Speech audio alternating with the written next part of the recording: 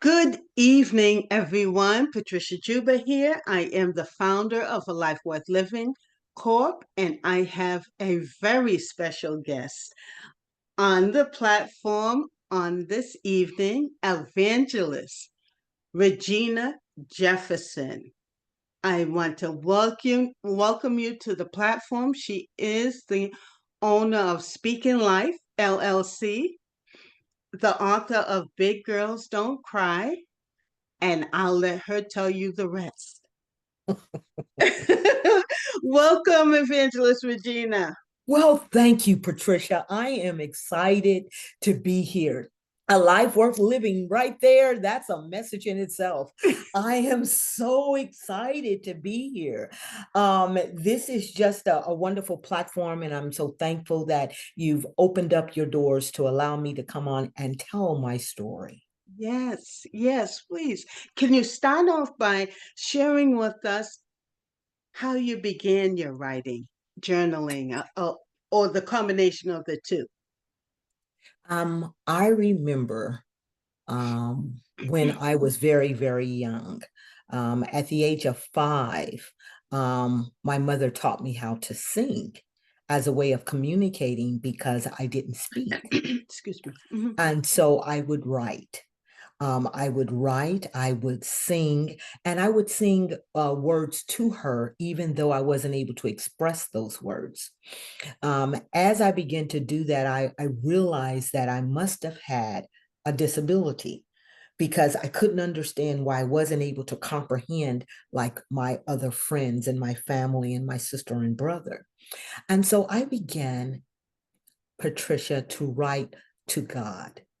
And I Yeah. would write how I felt about my pain. I would write about what it meant to me to be silent. And I began to write to God to express my pain.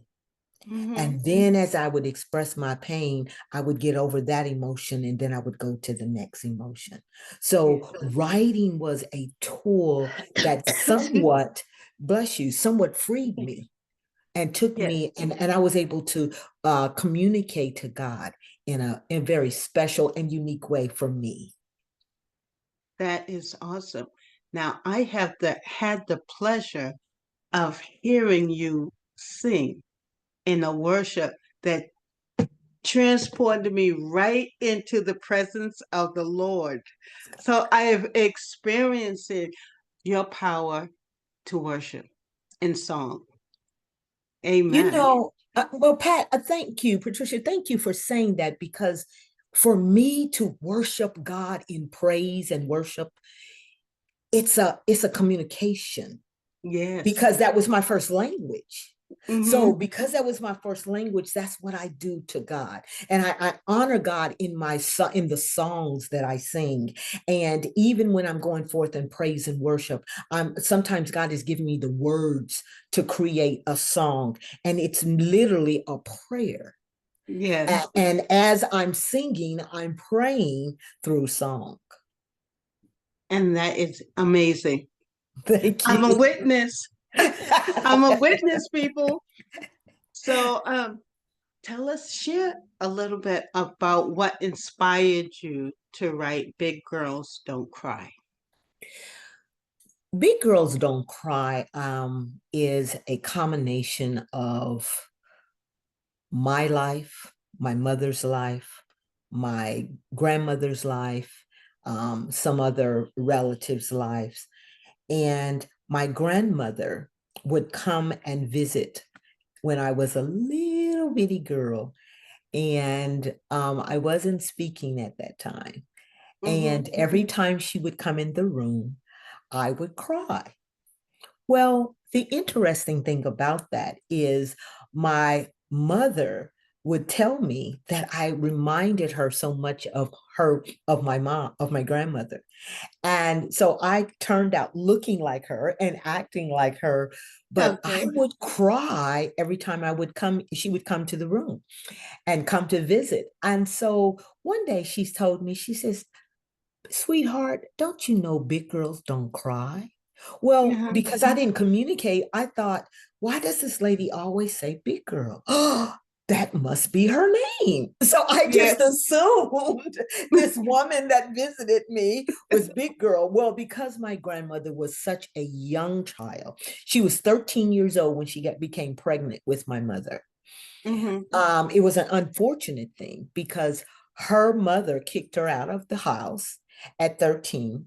She was pregnated by her father at 13 and told not to talk, not to speak, not to Mm-hmm. say anything, and told her, About it. big girls don't cry. So Mm, for me to come on several years later after my mom was born and I'm born, and for me to identify, mm-hmm. that's powerful. Yes, it is. Yes, it And is. what I realized in the book is I talked about Big Girls Don't Cry, not only just my grandmother, she cried in other ways, how so many of us are crying because of our past pain, Right. because of things that we have gone through, Pat. We Mm-hmm. are crying and we're crying out for someone to help us. And a Right. lot of times it's those people in the communities of faith. My grandmother was a missionary in the church, but she could not talk about that pain. My No. mother had pain and there were things that she dealt with, but she could not talk about it. And for Mm-hmm. me to be major in broadcasting and go into communications and do tell the stories, I was the person to talk about their pain Mm, and talk about big girls. They don't cry, but they do. yes. And often need to. Yes. Right? And part of the in the book, again, it's a children's book. In the book, I talk about bullying. I Mm-hmm. talk about when I was young, I was bullied. I lived in Kansas, so I was darker hue. I had an overbite. I wasn't as attractive as what the world says is attractive. Right. And I was picked on. Mm-hmm. So it was a bullying when I would stand up in front of the class. They would tease me and they would call me Bucky Beaver. And so I talk about Mm, in the book how bullying, my low self-esteem, how I almost committed suicide because of my low self-esteem, and how all these pains, all these issues mm-hmm. was the crying of the little girl. Right. Who will speak for the little girl inside you? Yes. God gave me the godly wisdom to speak for the little girl inside of me. I became the guardian of the child within me. And when Mm-hmm. I healed that child, Patricia, I was able to heal the world because everybody has a little girl and everybody has a little boy inside them. Yes. Amen.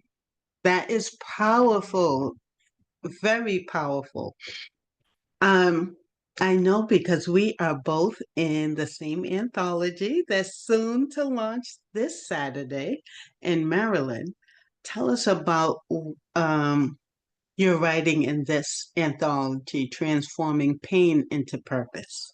Transforming pain into purpose. This is a perfect segue Yes. because transforming pain into purpose, my chapter is chapter 5, and my chapter title is A Voice for the Voiceless. Oh, How yes. perfect. See? We just got through talking about a voice for the voiceless. Yes. But in the book, I go into a little bit more in depth in the chapter. I talk about how being a voice for the voiceless, a lot of times you have to experience some of those pains Oh, that are yes. not the greatest pains. Mm-hmm. And I remember a situation where my stepfather, he told me that I would never graduate from high school. And I thought about that and I said, God, show me how to deal with this pain. Mm-hmm. I did graduate from high school and I did graduate from college, but I realized I was the reason that he didn't graduate from high school because my mother was pregnant with me when Mm. they were seniors in high school. So speaking for him, this is what I'm doing now. I'm speaking for the pain that he had. Wow. Sometimes the pain that people have is transferred onto you or onto that other person, not because they want to be hurtful, because hurt people hurt people. That's right. That's right. They do. It's so unfortunate. It just made me think about several situations myself, but this is to highlight you. But when I'm feeling what you're saying is Mhm, what I'm expressing to you. And thank you so much for sharing that. mhm, mhm. Do you have any writings other than the anthology we just spoke of to um, continue the reach that you have? Any other books in the making? I don't have any other books in the making right now, but what I do have is a Voice for the Voiceless masterclass. Nice. And Okay. I'm excited about it because it's going to take you through several different layers of how to get there. And Hmm. because I had to learn in a very unique way, I teach in a very unique way. So I Yeah. start out in showing people how to sing their pain. I show them how to write their pain. And when Hmm. they're writing it, then you can begin to talk. I graduated from a Dale Carnegie course and was a teacher of that. One of the things that they taught us in that class was speak about something you've earned the right to talk about. If you Right. do that, there's no level of of problems that you'll have because it'll just come. I'm able to talk about pain because I've experienced it. I couldn't Hmm. talk about having a child because I've never had a child, but I can talk Hmm. about what it's like to help somebody else raise their children. So Okay. Yes. learning to and I don't have a physical child, but I have a spiritual child, and that's Big Girls Don't Cry. That's Hmm. transforming pain into purpose. Those are Yes. children, there are spiritual children that we're birthing into this world, and we have to Yes. nurture those things. Some people are not understanding that their children or their gifts is what's their pain, because Hmm. it took the pain to create your purpose. That's And you right. were able to go in the pain and come out. And what a blessing that Dr. Maureen has given us, that we Yes. are able to make our children through this spiritual transformation. We're Yes. able to transform our pain into a purpose to open up the doors for That's people to right. walk in a greater Yes. level of prosperity of mind, body, and spirit. How many people are out there that's waiting for our message? And Right. this will be the time on November Exactly. 9th. Yes. Yes. Yes. Yes.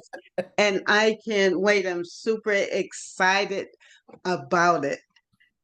I'm super excited. This is my second time. I was in the first edition. Um, Actually, it was Dr. Maureen who opened the door to writing for me. I've always wanted to write, Oh, and she wow. invited me to the first anthology, Uh the first huh. edition. And that's how it started. And then I wrote my own book, A Life Worth Living, about my life. And Oh, now I'm in good. her second one. She was in my anthology through my mother's eyes. So you see how Oh, it keeps growing and keeps growing growing and and growing. growing. And but there's more stories to tell. It's not just one thing or one pain. It it gave me the ability to share several things that can empower someone else to know that they're not alone No. and they can find their purpose as well. Uh-huh. And it's a level of Yes, freedom that you yes, cannot. People at work are asking me, what is it that you're doing? I said, I'm getting free. yes, exactly. It's very liberating to get it out on paper, carrying it for so many years and now it's Ah, out. Yes, it's a birth, it's a child, it's yes. So, it's a no, I spiritual birth. understand it. I'm I've been walking through it pregnant for a myself. long time and now Yeah, I'm me too. delivered. Exactly, exactly, exactly. I'm going to ask you this. What would you tell someone who just started writing out? as an encouragement, or just starting to journal to um, go through their process of pain into purpose, what would you encourage them with? The first thing that I would say is everybody has a phone. I would say to them to record whatever comes to mind. Just record yourself Mm-hmm. and then go back and listen to it. You can also have that transcribed. You can Mm-hmm. also, there's also other ways that you can do. You can just literally sit down and whatever, I have a workshop that I do, whatever comes to your mind, just write it.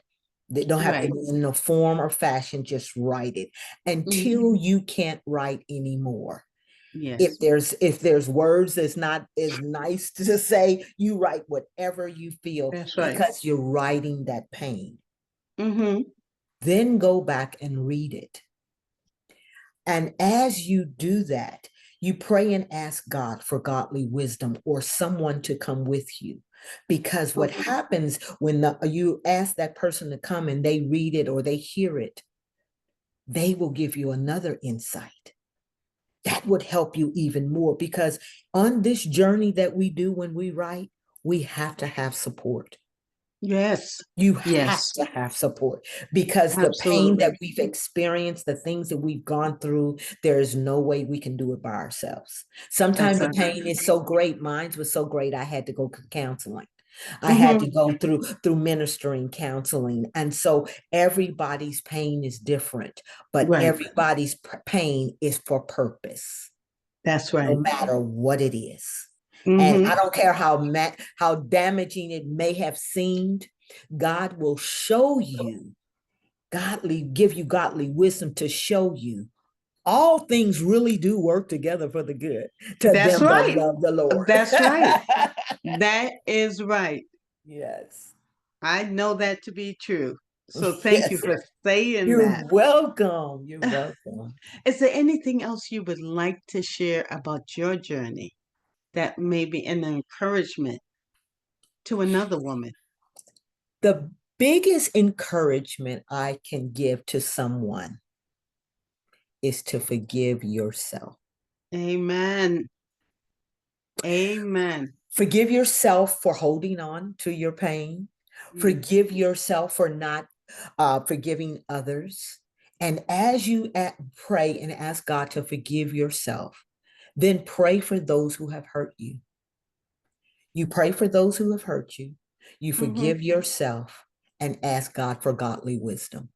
Those are the three things that I think will change your life forever because our life, the missionary work and the evangelism work that we're doing is Yes. transforming pain into purpose. Yes. Yes. Yes. Yes.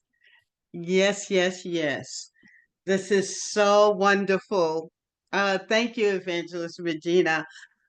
Here's our last question I'm going to ask you on this platform is how can the audience get in touch with you? Well, you can reach me I have several places. I Mhm. also do a podcast on Clubhouse called Pain to Purpose. I'm on Facebook, I'm on Instagram, I'm on Twitter, but also I have a website. It's www.speakinglifellc.com, or you can reach me at an email at speakinglife.rjefferson@gmail.com, or you can reach me at Regina Jefferson at yahoo.com, or you can contact me. I know it's a lot of things, but it's No, recording. no, don't bring So it. it's 202-210-1861. I know you are getting ready to write it down, so I'm going to tell it to you again. 202-210-1861. And I am so thankful that I got the opportunity to be on a Life Worth Living podcast. Thank you so much. Have a wonderful evening, everyone. God bless. God bless.